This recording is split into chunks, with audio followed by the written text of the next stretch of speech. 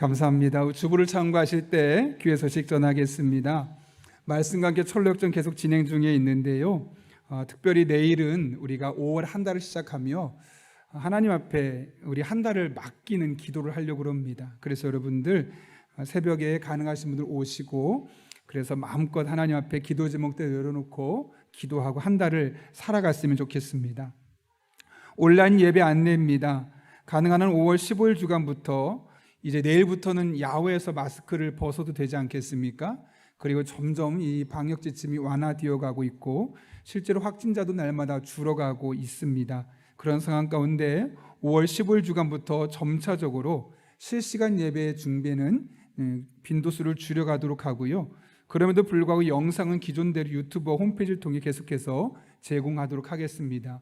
교회 학교도 약간의 변수가 있지만 우리 어른들과 함께 보조를 맞춰가는 방향으로 준비해가고 있습니다. 보다 자세한 내용들은 여러분에게 안내 드리도록 하겠습니다.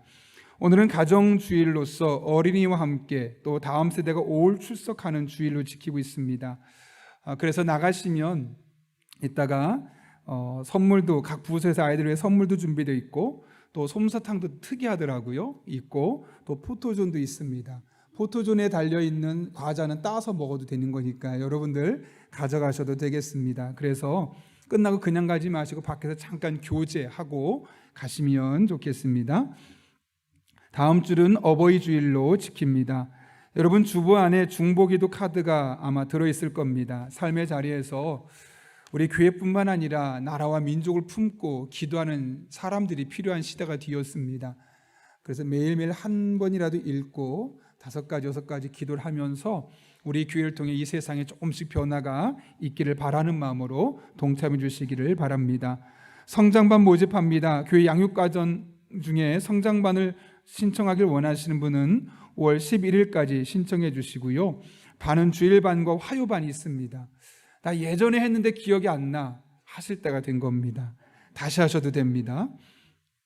오늘 당회가 1시에 있고요. 아동부 디모데학교 개학이 5월 15일 주간부터 시작됩니다. 그래서 3부 예배 참석하는 부모님들이 아이가 2부 예배 드리고 3부 예배 때까지 할 것이 없어서 어디 있을지 몰라 고민하는 시간이 있었는데요.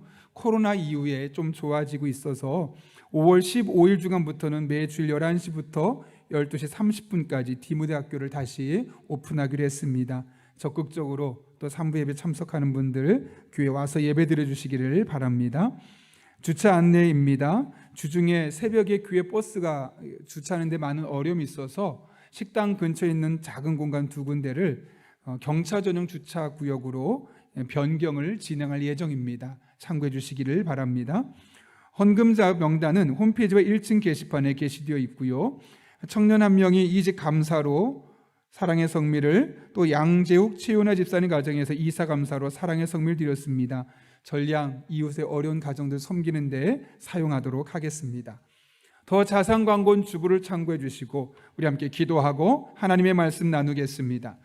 거룩하신 아버지 하나님, 오늘도 우리를 불러주신 은혜 감사합니다. 5월 첫째 날 주일로 나아갑니다. 이 한 달 우리 성도 한 분 한 분의 삶 가운데 하나님의 도우심이, 인도하심이, 새롭게 하심이 날마다 경험되는 복된 한 달 될 수 있도록 은혜를 더하여 주옵소서. 이래야 말씀을 듣는 이 시간 하나님의 말씀이 내게 주신 말씀으로 들려질 수 있도록 주님께서 은혜를 더하여 주옵소서. 예수님의 이름으로 기도하옵나이다. 아멘. 우리 한번 앞뒤 좌우에 있는 분에게 이렇게 인사하고 축복하겠습니다. 당신의 행복을 응원합니다. 이렇게 인사합니다.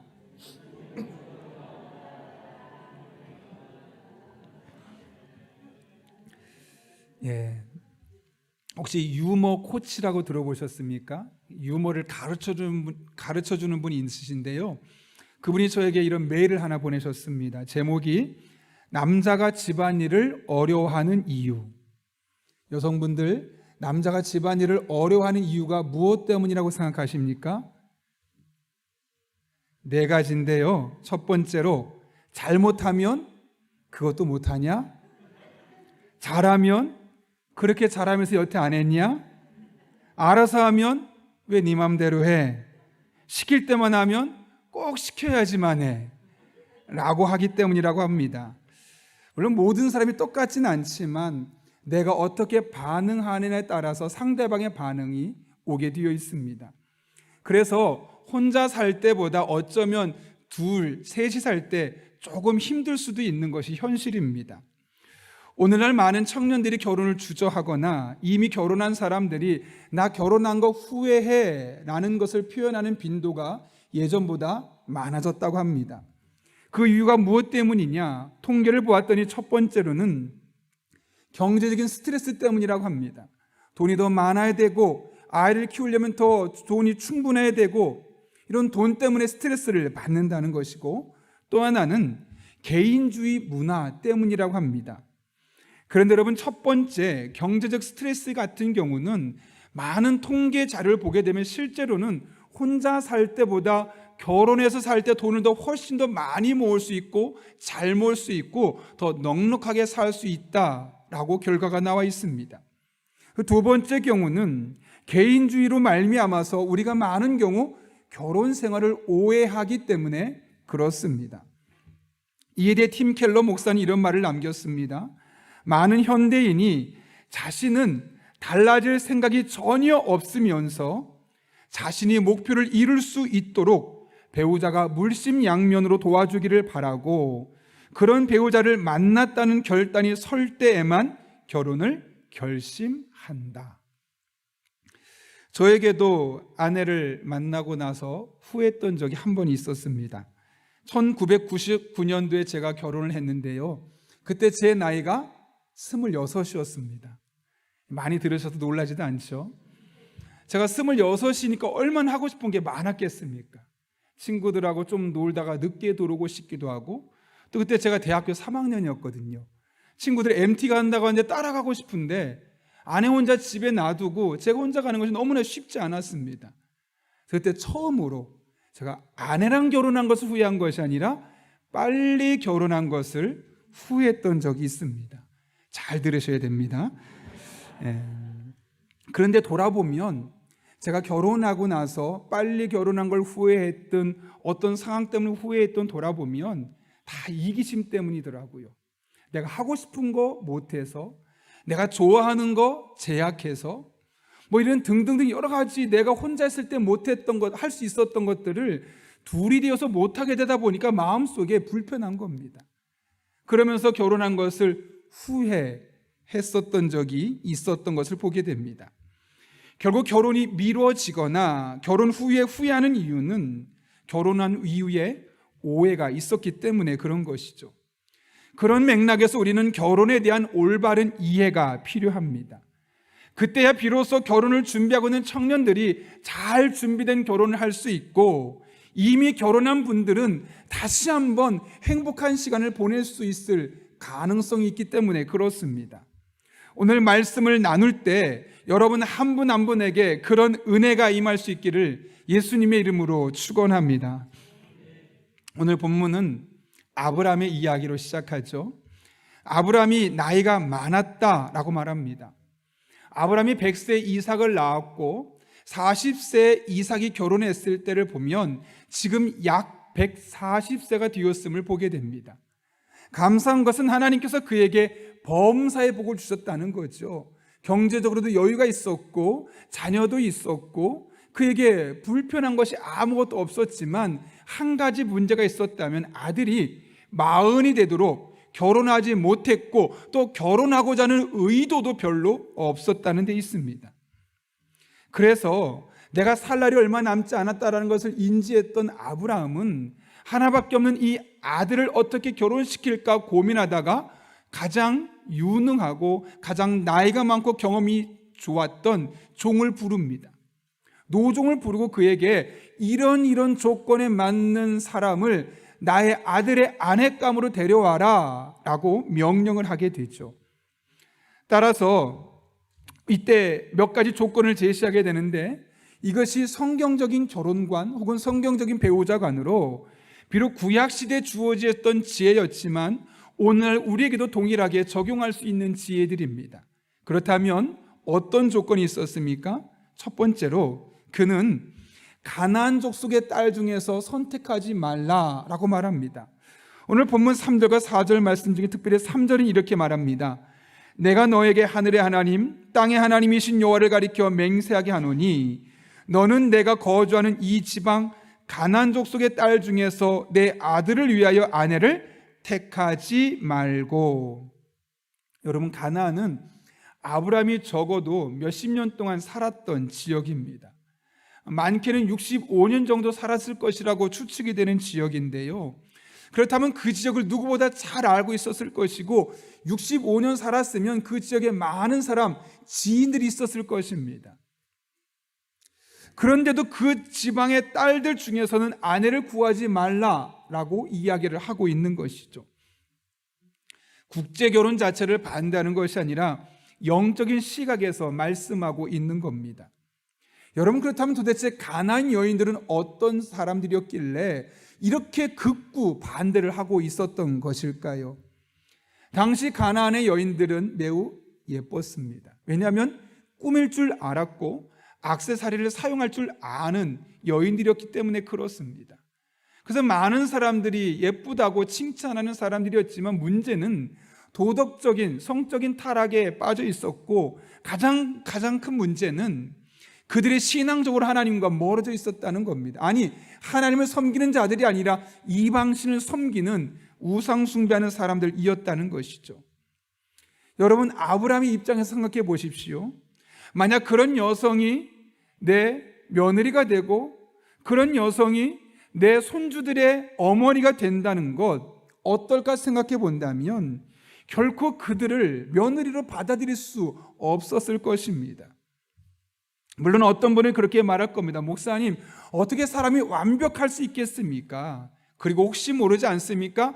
결혼한 뒤에 이 가나안 땅의 여인들이 시아버지 아브라함과 남편 이삭을 보고 개종할 수도 있는 것 아니겠습니까? 라고 반문하는 분이 있을 수 있겠습니다. 예, 물론 그럴 수도 있겠지만 여러분이 경험으로 보지 않았습니까? 다른 경우가 훨씬 더 많은 것을 우리는 보게 됩니다. 따라서 오늘 본문에서 가나안 족속의 딸 중에서 내 아들을 위하여 아내를 선택하지 말라는 말은 다른 것이 아닙니다. 완벽한 여자를 고르라는 것이 아니라 신앙생활이 배우자를 선택하는 기준의 가장 중요한 우선순위가 되어야 함을 말씀하고 있는 것이죠. 그 사람이 얼마나 돈을 잘 벌 수 있느냐보다 그 사람이 갖고 있는 믿음이, 그 사람이 얼마나 잘생겼느냐 예뻤느냐보다 그 사람의 믿음이, 그 사람이 얼마나 좋은 대학을 나와서 앞으로 더욱더 높은 자리로 올라갈 수 있는 그 가능성보다 그 사람이 갖고 있는 믿음이, 그 사람이 얼마나 착하냐보다 그 사람이 갖고 있는 그 믿음이 우선순위가 되어야 함을 말씀하고 있는 겁니다. 그래서 아브라함은 4절에서 말합니다. 내 고향 내 족속에게로 가서 아내를 택하라. 다른 말로 하면 나와 같은 신앙을 갖고 있는 사람들 중에서 아내를 선택해 주어라 라고 말씀하고 있는 것이죠. 어떤 목사님이 이런 얘기를 하시더라고요. 청년들이 찾아오거나 성도들이 찾아와서 이렇게 말한다고 합니다. 목사님, 저 사람은 신앙생활하는 것만 빼면 100점짜리입니다. 그럼 그 목사님이 이렇게 말한다고 합니다. 성도님 혹은 청년 누구누구야, 그것은 축구 선수에게 이 사람은 축구 빼놓고 다 잘합니다 라는 말과 같다. 이게 무슨 말일까요? 신앙생활이 가장 중요하다는 것이고 다른 것과 다 합할 만큼 얼마나 놓치지 말아야 할 중요한 요소인지를 우리에게 말씀하고 있는 것이죠. 어떤 사람과 결혼해야 되느냐? 두 번째로는 자신에게 맞는 사람을 선택해야 한다는 겁니다. 오늘 4절 보면 이렇게 되어 있습니다. 내 고향 내 족속에게로 가서 내 아들 이삭을 위하여 아내를 택하라. 여기 중요한 표현이 있죠. 내 아들 이삭을 위하여로 되어 있습니다. 누구에게 맞는 사람을 배우자감으로 선택하라고요? 이삭에게 맞는 사람입니다. 믿음이 정말 좋을 수 있습니다. 성품도 좋을 수 있습니다. 그런데 이삭 아들하고 맞지 않으면 그 사람은 배우자감이 아니다 라고 말씀하고 있는 것이죠. 예전에 제가 신학을 공부할 때 친구가 전도사로 좀 일찍 나갔었거든요. 전도사 사역을 하는데 그게 담임 목사님께서 이 전도사에게 정말 믿음 좋은 사목감을 소개시켜 줘야겠다라는 마음에 고르고 골라서 친구에게 이렇게 말했다고 합니다. 내가 한 사람을 소개시켜 주려고 하는데 얼굴도 예쁘고 믿음도 좋고 성품도 좋고 너 혼자 어렵게 자랐잖아. 거긴 집안도 좋아. 거기에 이 자매는 10대 때부터 사모가 되길 소원했던 사람이래. 여러분, 목사가 되려는 친구에게 성품 좋고 믿음 좋고 등등등 좋고 더군다나 사모가 사명이란 사람이란 그런 사람은 어떤 사람일까요? 100점 만점짜리죠. 그렇겠죠? 그래서 그 친구가 설레는 마음으로 그 자매를 만났습니다. 그렇게 만나고 그날로 끝났다고 합니다. 왜냐하면 너무너무 조건들이 다 좋은데 결정적으로 그 친구랑 안 맞는다는 겁니다. 말도 통하지 않고 뭔가 자꾸 불편한 그런 기류가 흐를 수밖에 없어서 또 만나고 싶지 않더라. 그래서 한 번 만나고 끝났다라는 이야기를 들었습니다. 여러분, 결혼해서 이 부분을 우리가 간과해서는 안 됩니다. 하나님께서 아담에게 하와를 짝지어 주실 때 뭐라고 말씀하셨는지 기억하십니까? 창세기 2장 18절을 보게 되면 하나님 이렇게 말씀하셨습니다. 내가 그를 위하여 돕는 배필을 지으리라. 누구를 위하여요? 그를 위하여. 그러니까 하와는 누구를 위해 지음받은 존재였어요? 아담이라는 사람을 위해 지음받은 존재였음을 분명히 말씀하고 있는 것이죠. 따라서 그 사람에게 잘 맞아야지만 결혼을 할 수밖에 없는 겁니다. 제 아내가 언젠가 저한테 그런 얘기를 하더라고요. 저는 자기가 먼저 죽어도 다른 사람 만나도 잘 살 수 있을 것 같다고. 칭찬이죠. 아닌가요? 그런데 제가 곰곰이 생각해 봤어요. 뭐 그럴 수도 있겠지만 아닐 확률이 높겠다는 생각을 했습니다. 왜냐하면 제 아내가 저랑 가장 잘 맞으니까 하나님께서 저에게 아내를 주신 것 아니겠습니까? 근데 겉으로 보기에는 저랑 완벽하게 잘 맞을 것 같은 자매가 있을 수 있습니다. 그런데 그 사람을 저에 베풀어 주지 않았다는 것은 둘이 만났을 때 불편하겠다는 거죠. 잘 맞지 않겠다는 거죠. 제가 그래서 제 아내에게 그런 얘기를 했습니다. 그리고 점수 받았습니다. 여기서 중요한 것은 나에게 맞는 사람을 선택해야 된다는 겁니다. 한 가지 더 생각해 볼 것은 부모에게 맞는 사람이 아니라는 것이죠. 아브라함이 뭐라고 말했습니까? 나를 위해서 며느리를 선택하고 나를 위해서 이렇게 말하지 않았습니다. 아브라함을 위해서 아브라함이 보기에 좋은 사람이 아니었고 자녀인 이삭을 위해서 며느리감을 선택하라고 이야기했습니다. 자녀는 너무너무 마음에 드는데 부모가 반대한다. 그거 잘 생각해 볼 필요가 있습니다. 왜요? 하나님께서 잘 맞게 하셨을 때는 그 뜻이 있기 때문에 그런 겁니다. 그런 면에서 오늘 아브라함은 참 지혜로운 사람이었습니다. 그가 뭐라고 말씀했다고요? 내 고향 내 족속에게로 가서 내 아들 이삭을 위하여 아내를 택하라 라고 말씀하셨습니다. 내 며느리가 아닙니다. 나를 위하여가 아닙니다. 이삭을 위하여 아내를 택하라고 분명히 말씀하셨다는 것이죠. 그런 의미에서 여러분의 며느리가 혹은 여러분의 사위가 여러분의 마음에 쏙 들지 않을 수도 있습니다. 100점짜리가 아닐 수도 있습니다. 그러나 내 딸이 좋아하고 내 아들이 좋아하면 그것만으로 100점짜리이심을 믿으시기를 바랍니다. 아멘 맞으시죠? 내가 원하는 사람을 선택하는 것이 아니라 내 자녀에게 맞는 사람을 선택하는 것이 결혼입니다. 세 번째로는 하나님께서 나를 위해 예비하신 사람이 있음을 믿어야 합니다. 아브라함이 내 고향 내 족속에게로 가서 이삭을 위하여 아내를 선택해라 라는 말을 듣고 종이 반문합니다. 아니 그렇게 하려고 하는데 만약 그 여인이 따라오지 않겠다고 하면 어떻게 할까요? 주인님의 아들 이삭을 데리고 그곳으로 갈까요? 라고 묻습니다. 그때 이론지하에 아브라함이 거절합니다. 그리고 나서 뭐라고 말씀합니까? 오늘 본문 7절과 8절 말씀인데 같이 한번 읽어볼까요? 7절과 8절 말씀이 있습니다. 시작. 하늘의 하나님 여호와께서 나를 내 아버지의 집과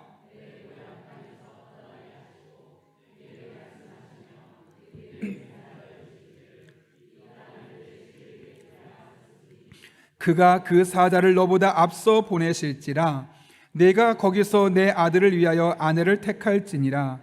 만일 여자가 너를 따라오려고 하지 아니하면 나의 이 맹세가 너와 상관이 없나니 오직 내 아들을 데리고 그리로 가지 말지니라. 아멘. 여기 중요한 표현이 하나 있죠. 그가 그 사자를 너보다 앞서 보내리라. 이게 무슨 말이겠습니까? 하나님께서 먼저 가셔서 그 여인을 만날 수 있도록 준비해 놓으시겠다라는 말씀이죠. 다른 말로 하면 하나님께서 이삭을 위해 예비해 놓으신 신부감이 이미 있었다라는 것을 우리에게 말씀하고 있는 겁니다. 여러분, 이 사실을 믿으십니까? 하나님께서 각각의 사람들을 위해서 결혼할 배우자를 미리 준비해 놓고 계심을 믿으시나요? 그 사실을 믿으신다면 믿음의 사람들은 결혼에 앞서 그래서 먼저 기도해야만 합니다. 왜냐하면 결혼은 하나님께서 나를 위해 예비하신 그 사람을 만나는 것이고 이것이 그대로 이루어지도록 하기 위해서 우리에게 주신 방법이 바로 기도이기 때문에 그렇습니다. 오늘 본문 12절 말씀을 보십시오. 아브라함에게 이 사명을 받았던 이 늙은 종이 했던 일이 무엇입니까? 12절 말씀, 그가 이르되 우리 주인 아브라함의 하나님 여호와여 원하건대 오늘 나에게 순조롭게 만나게 하사 내 주인 아브라함에게 은혜를 베푸시옵소서. 여기 종이 기도하고 있죠. 어떻게 기도하고 있습니까? 순조롭게 만나게 해달라고 기도합니다. 여기 순조롭게 만나다라는 말은 히브리 원문을 보게 되면 카라라는 단어가 뒤에 있는데요, 이 단어는 직면하다, 마주치다라는 뜻을 갖고 있습니다. 근데 이 단어가 너무나 중요한 것은 이것이 하나님의 섭리와 하나님의 통제 안에서 만나다라는 의미를 갖고 있는 겁니다. 따라서 지금 늙은 종이 내가 순조롭게 주인의 아들의 며느리감을, 부인감을 만나게 해주십시오라고 기도한 것은 하나님, 제가 길을 떠나는데 얼마나 많은 사람이 있는지 모릅니다. 그러나 그 많은 사람들 중에 하나님이 통제해 주시고 하나님의 섭리 가운데 예비된 그 사람을 만날 수 있도록 해 주십시오 라고 기도했다는 것이죠. 그 결과 그는 리브가를 만나게 되었고, 리브가는 신기하게도 이 아브람과 늙은 종이 말한 그대로 따라와서 이삭과 결혼하게 되었음을 우리는 너무나 잘 알고 있습니다. 제가 오래전에 사역했던 교회에서 아동부 교사로 섬겼던 집사님이 있습니다. 그분은 몇 살에 결혼했느냐? 제가 교사로 있는 내내 계속 미혼이셨는데 나중에 많은 사람들에게 기도 제목을 나눌 때 그분은 말합니다. 하나님의 뜻 가운데 예비된 사람을 만날 수 있게 해달라고. 그럼 많은 사람이 뭐라 그러냐면, 아이고 집사님 나이가 47, 48인데 무슨 지금 결혼하겠냐, 그냥 혼자 잘 살 수 있게 기도하라고 막 다 그렇게 얘기하는 겁니다. 근데 그분은 그럼에도 불구하고 기도할 때마다 자꾸 주시는 마음이 있는 겁니다. 계속 기도했죠. 결국 48살에 결혼했고 행복하게 잘 살고 있습니다. 하나님이 예비하신 사람이 있습니다. 몇 년 전에는 제가 국제 결혼한 부부를 축복하는 기도를 하고 왔던 적이 있습니다. 그때 한 청년이었는데, 여자 청년이었는데요, 한국에서 4년제, 2년제 다 떨어지고 더 이상 대학에 갈 수 없어서 어쩔 수 없이 도피성으로 부모님이 억지로 일본으로 보냈습니다. 그곳에서 어쩔 수 없이 공부가 시작되었고 그곳에서 대학을 나오게 되면서 나고야에 있는 아시아나 항공에 이제 지상직으로 근무를 하다가 스페인 남성을 만나게 되었습니다. 산체스라는 남자를 만나게 되었는데 그 두 사람이 너무나 마음이 잘 맞아서 결혼을 결심하게 되었던 것이고, 저와 오랫동안 교제가 있었기 때문에 제가 여기 담임으로 부임한 DBS임에도 불구하고 성북구 장해동에 가서 그 청년들을 놓고 기도해주고 왔었던 기억이 있습니다. 그 두 사람이 지금 결혼을 하고 아이를 낳아서 잘 키우고 있습니다. 국제 결혼이죠. 하나님이 예비하신 사람이 있는 겁니다. 그런가 하면 저는 재혼한 30대 성도의 이야기 또한 제가 직접 옆에서 보았습니다. 제가 그 교회를 부임했을 때는 그분이 이미 초혼이 끝나고 이혼해서 그 교회를 혼자 조용히 다니고 있었던 때였는데, 저는 그 사실 아무것도 모르고 있는데 어느 날 그 교구 목사님이 저에게 찾아와서 근심을 털어놓습니다. 목사님, 요 성도님이 이번에 결혼한다고 하는데 문제가 있습니다. 도대체 무슨 문제입니까? 초혼이 아니라 재혼인데, 더군다나 이 교회 성도들이 그가 결혼한 걸 다 알고 있고 이혼한 것도 알고 있는데 재혼한다고 합니다. 그런데 이걸 주보에 광고에 내야 될지, 또 주보에 광고 내고 결혼식 하고 난 이후에 사람들이 뭐라고 해서 교회를 떠나면 어떨지 너무너무 걱정이 됩니다. 근데 그 이야기를 듣고 저도 똑같이 걱정이 되더라고요. 주보를 보면서 이 사람 내가 이혼한 거 아는데 재혼한다고? 그러면 사람들이 이런저런 모습으로 평가할 게 너무 눈에 보이고, 또 하나는 그런 소리를 들으면서 이 교회를 계속 다니고 싶은데 다닐 수 없는 그의 마음이 형편이 눈에 보이니까 너무너무 저도 마음이 힘들었습니다. 너무나 감사하게도 성도 중에 한 명도 그의 재혼에 대해서 뭐라 하는 사람이 없었고 오히려 그를 축복해 주었습니다. 당연히 주보에 결혼이라는 광고가 나게 되었고, 그가 이혼한 후에 재혼함에도 불구하고 새로운 만남을 많은 사람이 결혼식장에 가서 축복해 주었습니다. 그분들이 그 두 부부가 교회를 떠났을까요? 아니면 잘 정착했을까요?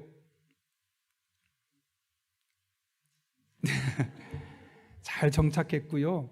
남자분은 그 실용음악 학원을 운영하는데 베이스 기타를 전기 일렉 기타를 치면서 찬양팀을 섬기게 되었고, 또 아내분은 키보드로 찬양팀을 섬기고 있습니다. 지금도 잘 섬기고 있다는 얘기를 제가 최근에 들었던 기억이 있습니다. 비록 재혼이지만 이 또한 하나님이 예비하신 사람을 만나서 두 사람이 행복하게 잘 지내고 있는 겁니다. 여러분, 하나님께서 예비하신 사람이 있으심을 믿으십니까? 정말 믿으십니까? 믿으셔야 합니다. 물론 항상 이런 것만은 아닙니다. 어떤 경우는 사도 바울처럼 끝까지 독신으로 사는 것이 예비된 사람도 있습니다. 또 어떤 사람은 결혼했지만 여러 가지 일들로 인해서 이혼할 수 있고, 또 어떤 경우는 둘 중에 한 사람이 먼저 세상을 떠나서 홀로 힘겹게 세상을 살아가는 사람도 분명히 있을 수 있습니다. 중요한 것은 어떤 상황이든지 하나님의 예비하심을 확인하고 그 예비하심을 따라 살아가는 것입니다. 만약 그렇지 않다면 결혼이 늦어지거나 독신으로 살아가는 것에 대해서 좌절할 수밖에 없습니다. 이별하거나 사별해서 이혼하거나 사별을 해서 혼자 살아가는 그 사람을 판단하고 평가하고 그 사람을 괴롭게 하는 일을 살 수밖에 없습니다. 우리는 모든 일에 여호와 일에 하나님의 손길이 있음을 인정하고 살아가야만 하는 겁니다. 그것이 바로 믿음의 사람들이 살아가는 삶의 방식이기 때문에 그렇습니다. 여러분, 오늘 배우자 선택에 관한 세 가지 말씀을 들으며 어떤 마음이 들었습니까? 바라기는 미혼인 청년들은 결혼에 대한 명확한 기준을, 배우자를 선택하는 명확한 기준을 가질 수 있기를 바랍니다. 그리고 현재 결혼 생활을 유지하고 있는 분들은 내가 어떤 부분을 지금 잘못하고 있는지를 돌아보고 그 부족한 부분을 보충해서 여러분의 결혼 생활을 다시 한번 꽃 피우고 행복한 결혼 생활 해나갈 수 있는 여러분 한 분 한 분 될 수 있기를 바랍니다. 그런 중에 여러 가지 혼자 살아가는 분들이 있을 것입니다. 그런 분들 또한 홀로 살아갈 수 있는 지혜를 달라고, 아니 또 다른 기회가 열려져서 재혼할 수 있게 되어진다면 그 재혼하는 과정을 통해서 또 다른 행복을 꿈꿀 수 있게 달라고 하나님 앞에 나아가는 여러분 한 분 한 분 될 수 있기를 예수님의 이름으로 축원합니다. 최근에 연예인 합창단 공연에서 가수 노사연 씨가 오프닝송을 솔로로 진행을 했는데 무려 4마디를 음을 틀리면서 찬양을 한 겁니다. 순간적으로 조용해졌습니다. 사람들이 노래가 틀렸다는 것을 알았기 때문에 그렇죠. 그때 다 당황스러웠는데 이유가 왜 그러냐면 이 노사연 씨에게 난청이 있다고 합니다. 난청이 얼마나 심한지 한쪽 귀는 거의 안 들리고 한쪽 귀는 보청기를 달아야지만 겨우겨우 들릴 정도로 이 소리가 불균형이 있고 소리를 웬만하면 들을 수 없을 만큼 힘들다는 거죠. 그래서 이런 실수를 할 수밖에 없었는데요. 그런 실수를 하고 난감해하는 상황에서 남편 이무송 씨가 바로 옆에서 마이크를 붙잡았습니다. 그리고 이렇게 말했다고 합니다. 제 아내가 40년 정도 국민을 위해 노래하다 보니 스피커에 많이 노출돼서 청력을 많이 잃어버렸습니다. 직업병이지요. 그래도 참 용감합니다. 저는 제 아내가 자랑스럽습니다. 하나님은 이렇게 연약한 자도 쓰십니다. 라고 이야기를 했다는 겁니다. 그리고 나서 이무송 단장의 이 이야기가 끝나고 나서 반주가 새로 시작될 때 이무송 씨가 노사연 씨의 귀에다 대고 첫음을 크게 불러주었습니다. 그러자 노사연 씨는 정확하게 음을 잡을 수 있었고 그 준비된 노래를 솔로로 잘 마무리할 수 있었다는 것이죠. 너무나 보기 좋은 모습 아닙니까? 한쪽 귀는 거의 들리지 않는 정도고 한쪽 귀 겨우 보청기를 껴야만 들릴 수 있을 정도로 몸이 많이 망가졌고 어쩌면 아내로서 역할을 제대로 못할 때가 너무나 많은데 그런 아내가 쓸모없어졌다고 말하는 것이 아니라 그럼에도 불구하고 쓰임받고자 노력하는 그 아내가 자랑스럽다고 또 그 아내의 연약한 부분을 귀에서 소리를 맞춰주는 과정을 통해서 지원해주고 보조해주는 그 남편의 모습, 또 그런 남편에게 감사하는 아내의 모습이 얼마나 보기 좋습니까? 그런데 두 사람이 처음부터 그런 것은 아니었다는 거죠. 사실 두 사람은 결혼 일주일 만에 파경 위기를 겪었습니다. 노사연 씨가 이런 말을 하더라고요. 일주일을 살아보니까 결혼 생활이 뭔지 알겠더라.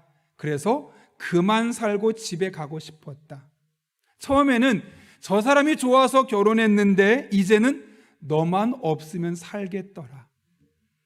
이게 부부관계라고, 이게 결혼관계라고 노사연 씨가 그 짧은 시간 안에 느끼게 되었던 겁니다. 차를 타고 가면서도 의견이 조율이 안 되고 생활 습관도 다르고 계속 싸우는 겁니다. 너무너무 불만이 많다 보니까 얘 때문에 좋아 결혼했는데 얘 때문에 헤어지고 싶다라는 말이 생길 정도로 이 부부가 서로 힘겨운 시간을 보냈던 거죠. 근데 마침 그때 노사연 씨가 어머니가 갑자기 쓰러져 버렸습니다. 쓰러지고 나자 온 가족이 정신이 없었죠. 그러고 나서 어떻게 하면 어머니를 회복시킬 수 있을까? 그래, 아무도 교회 다니진 않지만 어머니 혼자 교회 다녔는데 어머니 다녔던 교회에 찾아가서 어머니를 살려달라고 우리 기도하자. 노사연 씨도 처음으로 그때 교회를 가게 되었다고 합니다. 그러면서 어머니를 위해서 교회를 다니고 한 번, 두 번 다니다 보니까 5월달이 되지 않았겠습니까? 그러면서 부부는 이런 겁니다 라고 성경 말씀을 듣게 되고 세미나도 듣게 되고 그러면서 성경적인 부부관을 정립하게 됐을 뿐만 아니라 기도를 그가 배우게 되었던 것이죠. 그런데 어느 날 그렇게 싫었고 떠나고 싶었던 남편 얼굴을 보는데 너무나 측은해 보이는 겁니다. 나도 내가 힘들어서 떠나고 싶은데 이 당신도 내가 힘들었겠구나 라는 마음에 불쌍해 보이고 그 남편이 너무나 측은해 보였다는 거죠. 그래서 가정을 놓고 기도하기 시작했다고 합니다. 하나님, 우리 가정 지켜주세요. 하나님, 지금 너무너무 사이가 안 좋은데 우리 가정 회복될 수 있게 해주시고 성경적인 가정 이룰 수 있게 해주세요. 기도한 것이죠.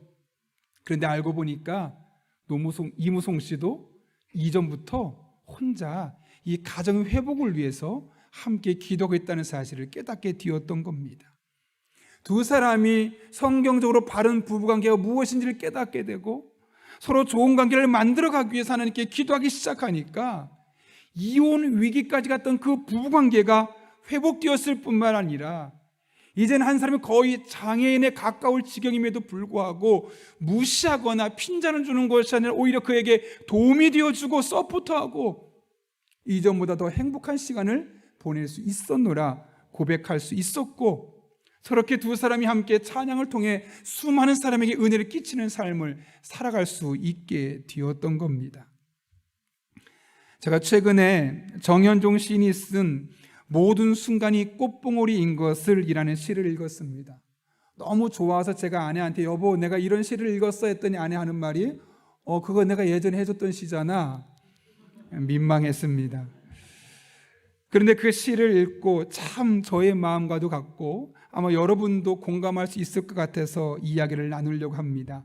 그냥 글자로 읽지 마시고 여러분의 마음을 한번 이입해서 읽었으면 좋겠는데, 시의 제목은 모든 순간이 꽃봉오리인 것을입니다. 내용은 이렇습니다. 나는 가끔 후회한다. 그때 그 일이 노다지였을지도 모르는데, 그때 그 사람이, 그때 그 물건이 노다지였을지도 모르는데, 더 열심히 파고들고 더 열심히 말을 걸고 더 열심히 귀 기울이고 더 열심히 사랑할 걸 그렇게 못했다는 거죠. 반벙어리처럼 귀머거리처럼 보내지는 않았는가? 우두커니처럼 더 열심히 그 순간을 사랑할 것을, 모든 순간이 다 꽃봉오리인 것을, 내 열심에 따라 피어날 꽃봉오리인 것을. 좀 마음에 와닿습니까? 여러분은 어떻습니까? 혹시 예배를 드리고 말씀을 듣는 여러분 중에 결혼한 것 후회하고 계신 분이 있으십니까? 이런 때 아멘 나오면 안 되는데요. 후회하는 분이 있으실 겁니다. 그런데 물론 제가 여러분의 속속들이 사정을 다 알지 못하기 때문에 직접적으로 이 자리에서 이렇다 저렇다라고 말할 수는 없을 겁니다. 그런데 여러분, 좀 전에 읽었던 이 시를 한번 현정으로 바꿔서 읽어보면 어떨까요? 나는 가끔 후회한다가 아니라 나는 지금 행복하다. 지금 이 결혼이 노다지일지도 모른다. 지금 이 사람이, 지금 이 물건이, 이 결혼이 노다지일지 모른다. 더 열심히 파고들고 더 열심히 말을 걸고 더 열심히 귀 기울이고 더 열심히 사랑하라. 지금 이 순간을 더 열심히 사랑해 보십시오. 여러분의 모든 순간이 꽃봉오리임을 알게 될 것입니다. 그리고 여러분의 열심에 따라 그것은 여전히 꽃봉오리로 남아있을 수도 있고 만개한 꽃으로 활짝 피어날 수도 있을 것입니다. 그리고 나서 여러분의 결혼 생활을 돌아볼 때 후회하는 삶이 아니라 이렇게 고백할 것입니다. 나는 가끔 후회한다가 아니라 나는 지금 행복하다. 나는 늘 행복하다. 바라기는 여러분 한 분 한 분의 결혼 생활이 이런 생활이 될 수 있기를 예수님의 이름으로 축원합니다. 함께 기도하겠습니다. 이 시간 기도할 때 오늘 말씀을 기억하며 우리가 짧지만 3가지를 기도하겠습니다. 혹여나 여러분의 가정 중에 한 사람이라도 믿음이 없는 사람이 있다면 그가 믿음의 사람이 될 수 있게 달라고, 2번째로는 부모님에게 맞는, 누군가에게 맞는 사람이 되는 것이 아니라 서로 부부에게 맞춰주는 부부가 될 수 있게 달라고, 3번째로는 아직 그런 사람 못 만났다면 하나님께서 만나게 해주실 것을 기대하고, 지금 결혼했다면 하나님께서 바로 그 사람을 내게 예비한 사람임을 확신하고 아름다운 가정 꾸려갈 수 있게 달라고, 이 시간 이 3가지 기도 제목 가지고 한 1분 정도지만 하나님의 은혜를 삼으며 간절한 마음으로 함께 기도하겠습니다. 거룩하신 아버지 하나님, 오늘 또 우리를 불러주신 은혜 감사합니다. 하나님의 말씀을 붙들고 이 시간 기도합니다. 아버지 하나님, 나는 가끔 후회한다가 아니라 우리 성도들이 나는 늘 행복하다, 우리 가정을 생각할 때마다, 배우자를 생각할 때마다, 자녀들을 생각할 때마다 늘 행복을 고백할 수 있는 그런 믿음의 가정들 될 수 있도록 은혜를 더하여 주옵소서. 특별히 그 가운데 아직 예수님 믿지 않는 이들이 있다면 그들의 마음의 문을 열어주셔서 예수님 믿게 하여 주시고, 서로 맞추지 못하고 나를 맞춰주길 원하는 부부관계라면 상대방에게 나를 맞춰줄 수 있는 부부가 될 뿐만 아니라 바로 그 사람이 하나님께서 내게 주신 그 예비된 영혼임을 깨닫고 서로가 늘 행복한 결혼 생활을 위해서 더 열심히 파고들고 열심히 말을 걸고 열심히 귀 기울이고 열심히 사랑하는 하나님의 사람들 될 수 있도록 은혜를 더하여 주옵소서. 그리고 우리 성도들의 가정은 후회하는 가정이 아니라 늘 행복을 말하는 가정 될 수 있도록 주님 은혜를 더하여 주옵소서. 그렇게 하나님 은혜를 사모하고 하나님 능력을 사모하고 하나님 인도하심을 사모할 때 문제가 있었던 가정의 그 크고 작은 문제도 해결되게 하여 주셔서 하나님 기뻐하는 가정 든든히 세워지게 하시고 자손 천대까지 하나님의 은혜를 누리게 하여 주옵소서. 주님만을 바라봅니다. 살아계신 아버지 하나님, 귀한 말씀을 통해 하나님의 뜻을 깨닫게 하신 은혜 진심으로 감사를 드립니다.